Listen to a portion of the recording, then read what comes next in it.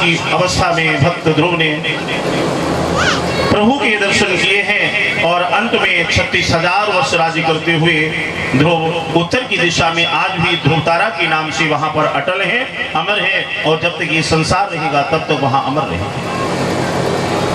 बोले भक्त और भगवान की एक चीज जरूर ध्यान देना, कथा सुनने से लाभ कब मिलेगा, आनंद कब आएगा? गंगा नहाने से लाभ कब मिलेगा? कल हमने कथा सुनाई थी। दान देने में लाभ कब मिलेगा? पूजा करने से लाभ कब मिलेगा? जो भी हम कार्य करें पहले उस कार्य के लिए भाव बनाएं, और यदि भाव नहीं है, भगवान कहते ना तो मैं भोजन का भूखा हूं न जल का प्यासा हूं, अगर भूखा हूं प्यासा तो किसका? भाव के भूखे हैं हम, और भाव ही एक सार है, और भाव से मुझको भजो तो भव से बेड़ा पार है, और भावना में भावना हो तो भावना बेकार है, और भाव से मुझको भजो तो भव से बेड़ा। भगवान कहते हैं कि पहले मेरे लिए भाव बनाइएगा। भगवान तो बहुत बड़ी चीज है। आप बाजार में मार्केट में जाएं, कोई वस्तु खरीदना है तो पहले उस चीज की, उस वस्तु का पहले आप क्या बनाएंगे? भाव। बोले ये वस्तु क्या भाव दी, और अगर भाव नहीं है तो आप कोई चीज खरीद नहीं पाएंगे। अब देखिए भाव दूषित कैसे होता है, शुद्ध कहां पर हो जाता? जरा से मिस्टेक से।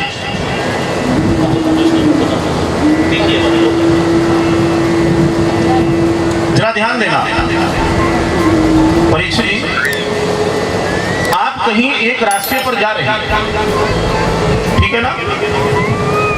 आपने देखा कि रास्ते पर एक जगह दो मूर्तियां पड़ी हैं, और दोनों मूर्तियां पत्थर की हैं। मन से सुनना, उत्तर आपको देना है। आप एक रास्ते से जा रहे हैं, आगे देखा रास्ते पर पत्थर की दो मूर्तियां पड़ी हैं, एक मूर्ति है भगवान कृष्ण की और एक है कंस की, ठीक है ना? अब आपसे महाराज ये कहा जाए कि इसमें से एक मूर्ति आप उठा करके घर ले जाओ,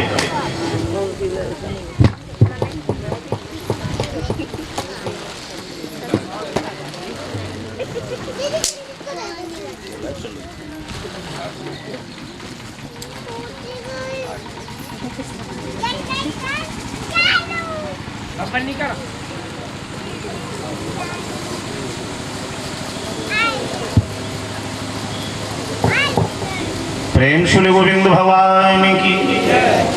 आज अपनी कथा न परी रहे। आपसे ये कहा जाए महाराज कि ये दो मूर्तियां हैं, दोनों पत्थर की हैं, एक है कृष्ण की और एक कंस की। एक मूर्ति आप उठा करके घर ले जाओ, तो जरा आप हमने बताया आप कौन सी मूर्ति घर ले जाएंगे? कौन सी ले जाएंगे? भगवान कृष्ण की। बहुत सुंदर, क्योंकि वो भगवान है ना। चलो कोई बात नहीं।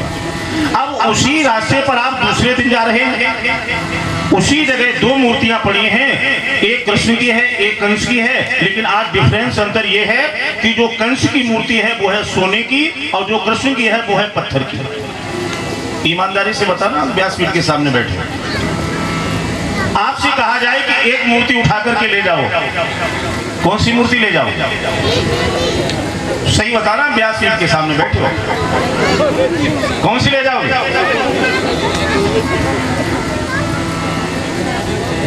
बस यही पर भाव बिगड़ जाता है।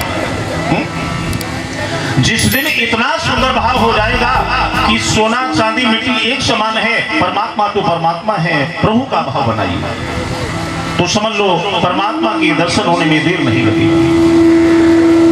यहाँ पर बैठे हुए परीक्षित जी ने श्री सुखदेव जी से हाथ जोड़ करके प्रश्न किया और कहा कि गुरुदेव अब हम एक बात जानना चाहते हैं। बोले क्या?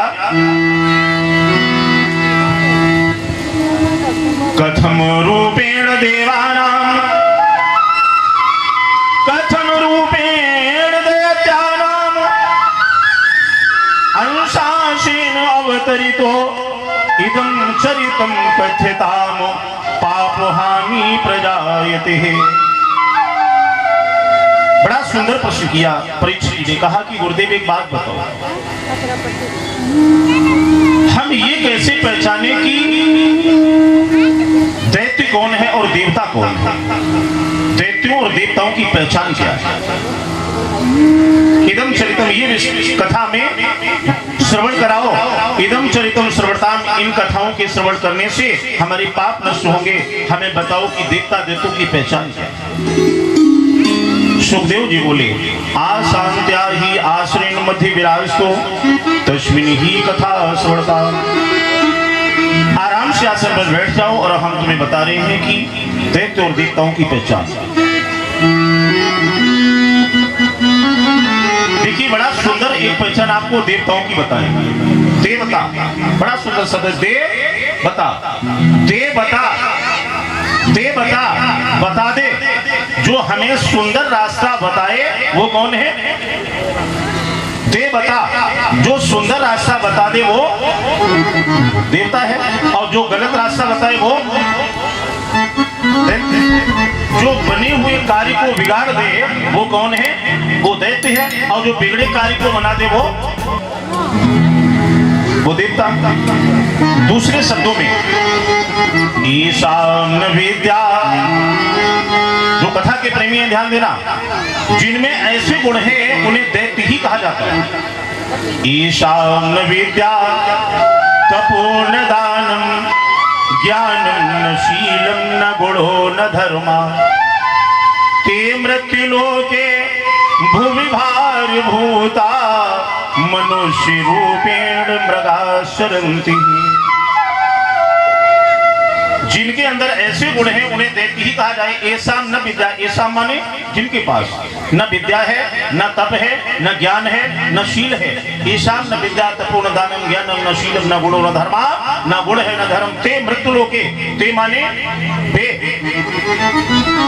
मृत्युलोके माने पृथ्वी पर, भूमि भार भूता, पृथ्वी पर भार बन करके जीते हैं। मनुष्य रूपेण, मनुष्य के रूप से तो जिंदा है, लेकिन मृगाश्रंति, उनके आचरण मृग जानवरों की तरह हैं। ऐसे लोगों को दैत्य ही कहा जाता है। वैसे हमारे अंदाज से ऐसे लोग यहाँ नहीं है ना, यहाँ सब देवता है। अरे भाई अगर देवता न हो तो यहाँ पंडाल में इतनी गर्मी में कथा सुनने आए। तीसरी दैत्यों की एक पहचान और बताएं। बाबा गोस्वामी जी ने उठाई कलम और लिखा दैत्यों की पहचान। चलिए दिमाग की डाली पर नोट करो। माँ नहीं मात पिता नहीं देवा, और साधुन से कर भावनी सेवा।